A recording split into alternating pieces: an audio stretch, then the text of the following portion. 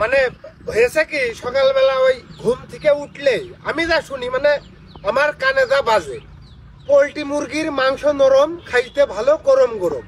সাগর ভাইয়ের পোল্ট্রির দোকানে আসুন, 140 টাকা কেজি ধরে বিক্রয় হচ্ছে, ফুরিয়ে গেলে আর পাবেন না।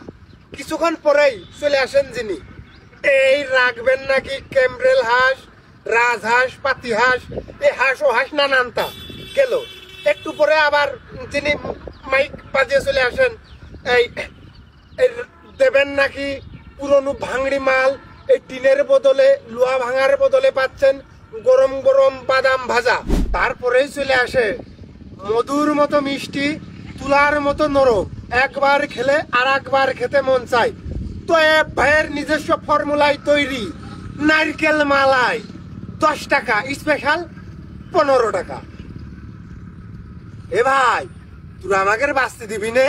তুগার জন্য যে আমি মলাম, তুগার জন্য যে আমার জানটা বাড়িয়ে গেল, ব্যবসা কর ভালো কথা, এই মাইকে সাউন্ডটা একটু আস্তে দে। তুগার জন্য এই ছেলে পেলে ঘুমাতে পারে না, বাড়ি অশান্তি, নানান তাল ছাল, একটু আস্তে বাজিয়ে যাবেন।